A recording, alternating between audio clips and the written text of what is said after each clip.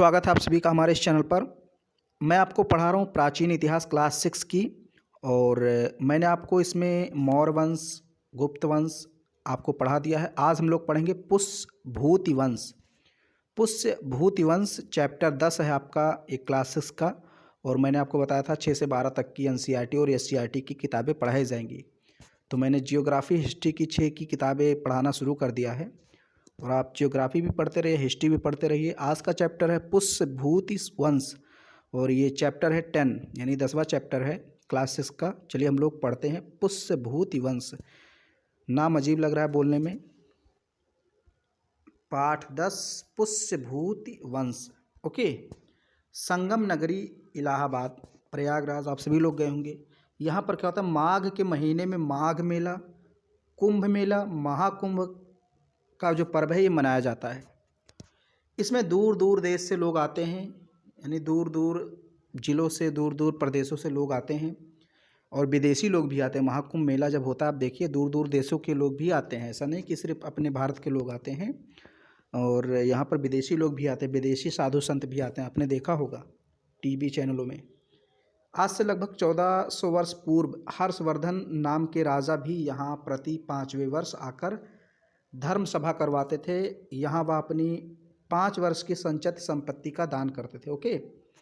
प्राचीन काल में एक बहुत ही महान और दयालु राजा हुए हैं जिनका नाम हर्षवर्धन था।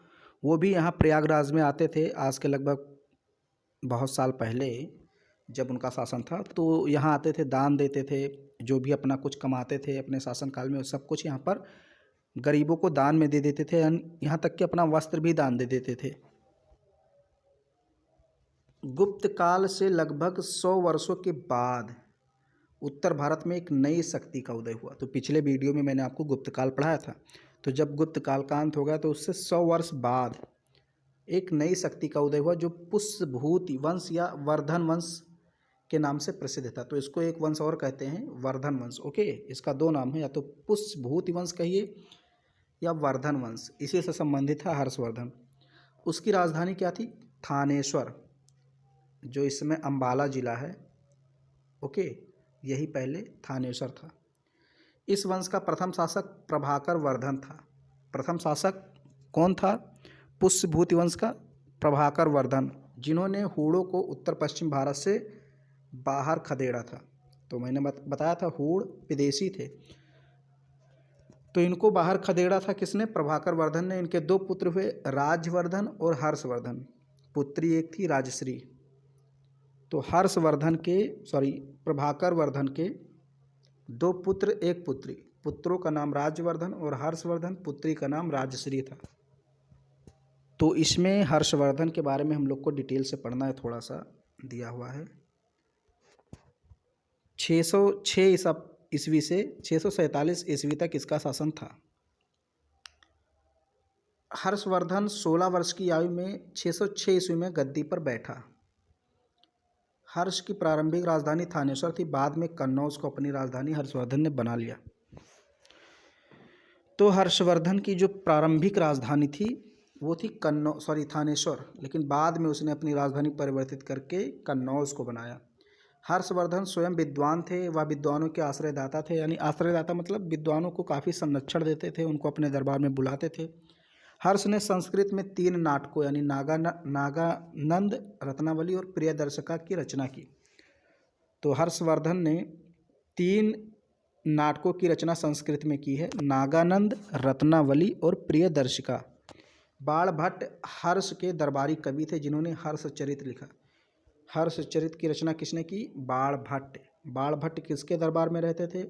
हर्ष के। चीनी यात्री ह्वेन त्सांग लिखा है लेकिन इसको ह्वेन त्सांग कहेंगे, ये ज़्यादा नाम प्रचलित है, ह्वेन त्सांग। तो ये चीनी यात्री था, ये आया था हर्षवर्धन के काल में। ओके। और ये 15 वर्षों तक भारत में रहा। फिर देखिए वर्धन काल ह्वेन त्सांग की नज़र से कैसा था। मैंने बताया था जो फाहियान था उसने चंद्रगुप्त द्वितीय के बारे में वर्णन किया था। तो इसी प्रकार ये जो ह्वेन त्सांग है ये वर्धन काल के बारे में, यानी हर्षवर्धन का जो समय है इसके बारे में वर्णन करता है कि इस समय लोग कैसे थे।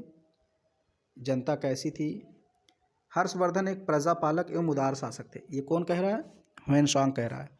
उन्होंने जिन राज्यों पर विजय प्राप्त की थी उन राजाओं ने हर्ष की अधीनता स्वीकार कर ली। हर्षवर्धन ने अपने संपूर्ण साम्राज्य की व्यवस्था के लिए उसे भुक्तियों, यानी मैंने बताया था पिछले वीडियो में कि जो साम्राज्य होता था वो भुक्तियों में बटा होता था जिसे प्रांत कहते थे, और जो प्रांत होता था उसे जिलों में बांट दिया जाता था जिसे विषय कहते थे, और विषय ग्रामों में विभाजित था।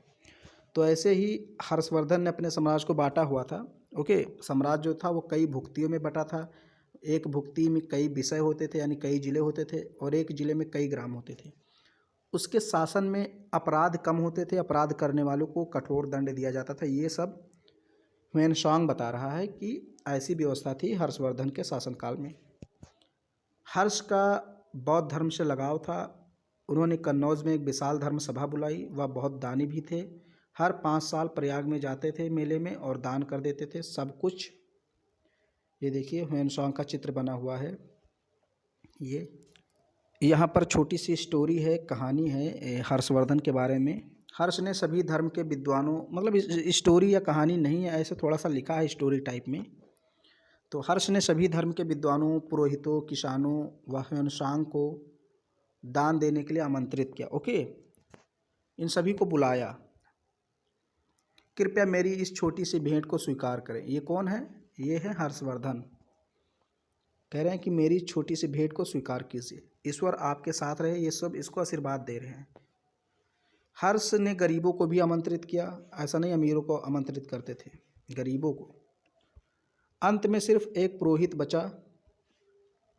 कृपया माफ़ करें, मेरे पास कुछ भी नहीं सिवाय मेरे कपड़ों के। इस प्रकार प्रत्येक 5 साल में हर्ष अपनी सारी संपत्ति को विद्वानों व पुरोहितों, गरीबों में बांट देता था। कृपया इसे ग्रहण करिए। देखिए कुछ कपड़े वगैरह दे रहा है। तो बहुत दयालु थे। हर्ष आपकी लंबी आयु हो।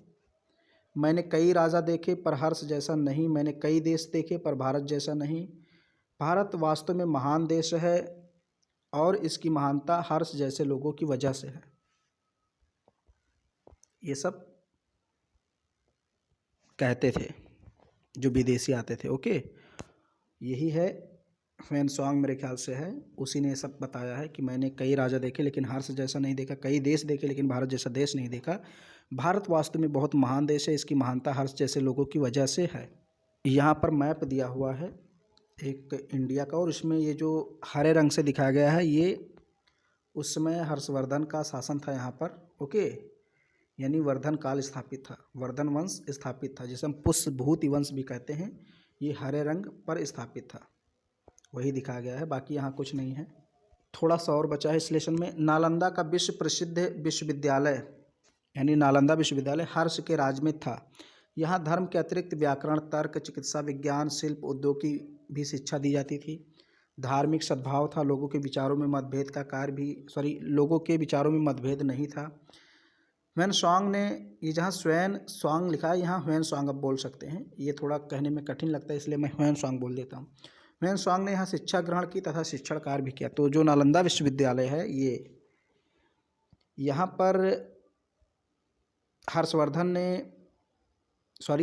के काल में जो ह्वेनसांग आया था उसने शिक्षा ग्रहण की थी। अब तो ये अवशेष ही बचा है, हालांकि इसका फिर से निर्माण करवाया जा रहा है। तो ह्वेनसांग ने कहाँ शिक्षा ग्रहण की थी? तक्षशिला में, नालंदा में। कहाँ पर? नालंदा विश्वविद्यालय में। ये क्वेश्चन पूछ सकता है आपसे। 647 ईस्वी में हर्षवर्धन की मृत्यु हो गई। उन्होंने लगभग 40 वर्षों तक शासन किया। उनकी मृत्यु के बाद केंद्रीय शासन सत्ता छिन्न भिन्न हो गई और उत्तर तथा दक्षिण भारत में छोटे छोटे राजवंशों की स्थापना हुई। तो जब हर्षवर्धन की मृत्यु हुई उसके बाद ही ये जो वर्धन वंश था या पुष्यभूति वंश था ये पतन अवस्था में आ गया। फिर यहाँ देखिए कुछ अभ्यास प्रश्न दिए हुए हैं, यानी कि ये चैप्टर लगभग कंप्लीट हुआ। उम्मीद करता हूँ ये वीडियो आपको पसंद आ रहे होंगे सारे, और पसंद आ रहे हैं तो इनको लाइक कीजिए, शेयर कीजिए। चैनल पर पहली बार आए तो सब्सक्राइब कीजिए।